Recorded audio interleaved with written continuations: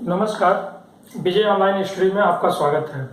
आज पॉलिटी के MCQ series को आगे बढ़ाते हुए एक 30वें नंबर के क्वेश्चन को देखते हैं।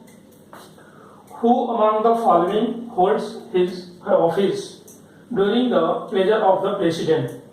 निम्नलिखित में से कौन सा अपना ऑफिस राष्ट्रपति के प्रसाद पर्यंत धारण करता है? पहला ऑप्शन है कैग, भारत का नियंत्रक व महालेखा परीक्षक।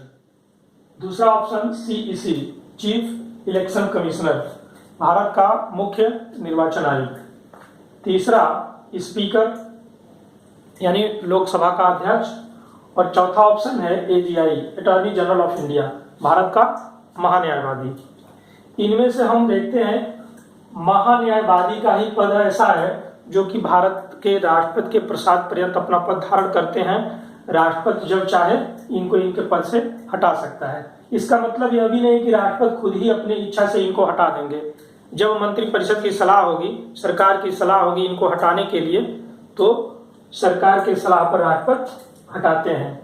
वैसे अगर डायरेक्ट राष्ट्रपति ही ऑप्शन में रहेगा तो आप राष्ट्रपति ही आंसर सही करेंगे। लेकिन अगर ऐसा पूछ दे कि सरकार के सलाह पर राष्ट्रपति द्वारा, तो ऑप्शन यही सही होगा, सरकार के सलाह पर राष्ट्रपति द्वारा। पहला जो आप कैग देख रहे हैं, कैग को और चीफ इलेक्शन कमिश्नर को राष्ट्रपति के प्रसाद पर्यंत पद धारण करना नहीं होता है। कैग और चीफ इलेक्शन कमिश्नर दोनों को उसी प्रक्रिया द्वारा उनके पद से हटाया जा सकता है जिस प्रक्रिया से सुप्रीम कोर्ट के न्यायाधीशों को हटाया जाता है, यानी संसद द्वारा विशेष बहुमत से पारित महाभियोग प्रक्रिया के द्वारा। जबकि महाभियोग प्रक्रिया का नाम उच्चतम न्यायालय के न्यायाधीशों को हटाने के लिए संविधान में कहीं नहीं दिया गया है।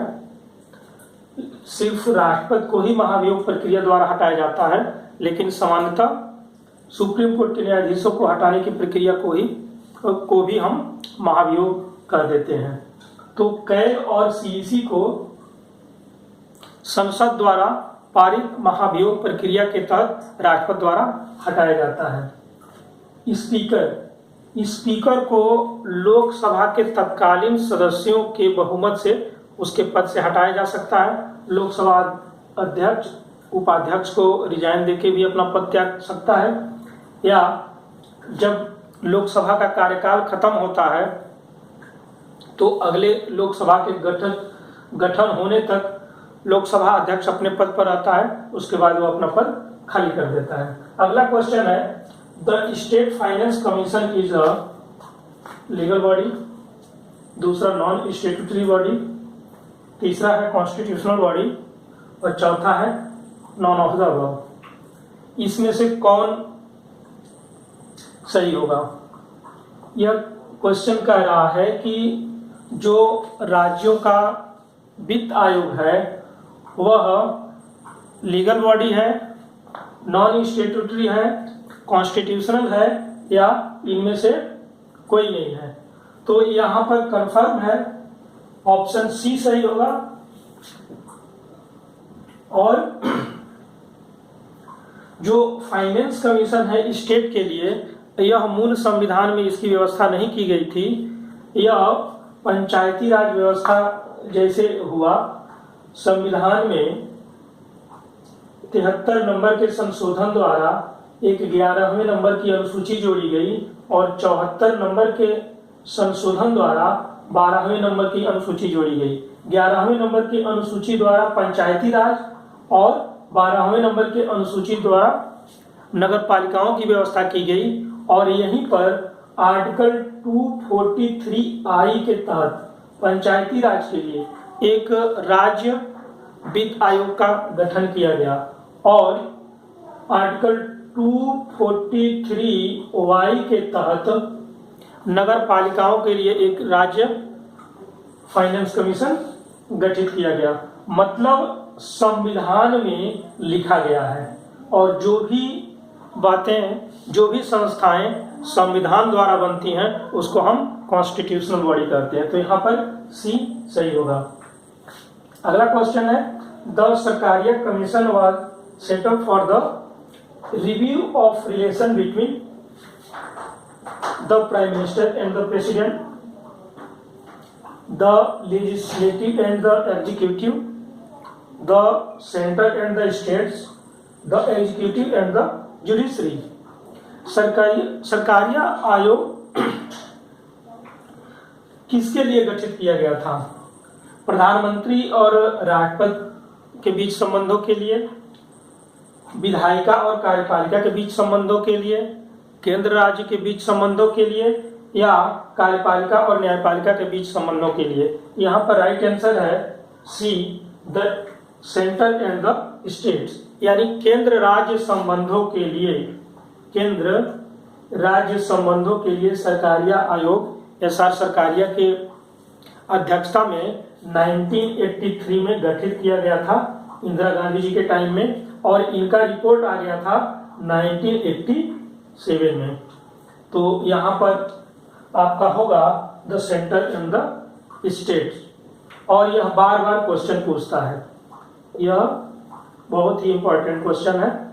अगला है, और resolution passed under clause first of Article 249 shall remain in force for a period not exceeding, यानी जो आर्टिकल 249 के तहत क्लॉज 1 में जो व्यवस्था दी गई है, उसके तहत जो भी रेजोल्यूशन पास होता है, प्रस्ताव पास होता है, उसके तहत जो कानून बनता है वो कितने दिनों के लिए रहता है? Option A 1 month, B 3 months, C 6 months और 4 1 ईयर। यहाँ पर ऑप्शन डी सही होगा, 1 ईयर। यानी आर्टिकल 249 के तहत राज्यसभा अपने उपस्थित और मतदान करने वाले सदस्यों के, मतलब प्रेजेंट प्लस वोटिंग के 2/3 सदस्यों से यह प्रस्ताव पास कर दे कि राज्य सूची का यह सब्जेक्ट राष्ट्रीय महत्व का है, तो उस पर संसद द्वारा कानून बनाया जा सकता है, और उस कानून का प्रभाव 1 साल के लिए होगा। अगर चाहे तो फिर से उसको आगे बढ़ाया जा सकता है जब राज्यसभा फिर से प्रस्ताव पास करे, तो ऐसे 1 साल के लिए वो कार्यरत रहता है। अगला question, which part of the constitution has the provisions for Panchayati Raj system? निम्न में से कौन सा पंचायती राज व्यवस्था के लिए भाग है? ए भाग 9, बी भाग 6, सी भाग 3 और डी भाग 4A। तो यहां पर ऑप्शन सही होगा ए, पार्ट 9।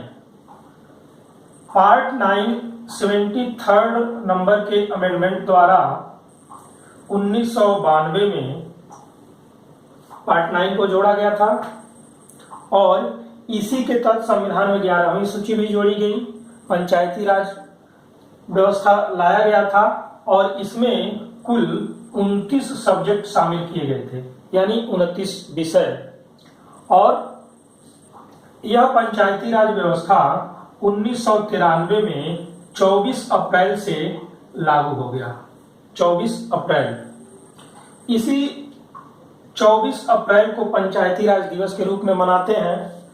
इसमें कुल 29 विषय हैं, जो पिछले दिसंबर में ही यूपी पीसीएस के एग्जाम में दोनों क्वेश्चन पूछ दिया था। एक तो ये पूछ दिया था कि पंचायती राज दिवस कब मनाते हैं, और दूसरा पंचायती राज में कितने सब्जेक्ट हैं। तो 29 यहाँ सब्जेक्ट हैं, और 24 अप्रैल को पंचायती राज दिवस मनाया जाता है। यह संविधान के भाग 9 में इसके लिए व्यवस्था किया गया है। 243 नंबर के आर्टिकल में 243 से लेके 243O तक। भाग 6 में राज्यों से संबंधित प्रावधान दिए गए हैं। भाग 3 में फंडामेंटल राइट्स दिया गया है, आर्टिकल 12 से लेकर 35 तक। और भाग 4A में मूल कर्तव्य की व्यवस्था की गई। 4A मूल संविधान में नहीं था, यह 42वें संविधान संशोधन अधिनियम 1976 के द्वारा 4A जोड़ा गया, और इसके तहत मूल कर्तव्य यानी फंडामेंटल ड्यूटीज की व्यवस्था की गई। जो फंडामेंटल ड्यूटीज प्रेजेंट टाइम में 11 है। उस टाइम अमेंडमेंट के द्वारा 10 फंडामेंटल ड्यूटीज जोड़ा गया था। बाद में 86वें नंबर के संशोधन द्वारा 11वें नंबर पर एक फंडामेंटल राइट्स जोड़ दिया गया, जो पेरेंट्स को ये जिम्मेदारी दी गई, गार्जियन को ये जिम्मेदारी दी गई कि जो 6 से 14 साल के बीच के बालक हैं उनको कंपलसरी शिक्षा दिलाएं। मुझे उम्मीद है आप लोगों को यह सारे के सारे क्वेश्चन समझ में आ गए होंगे।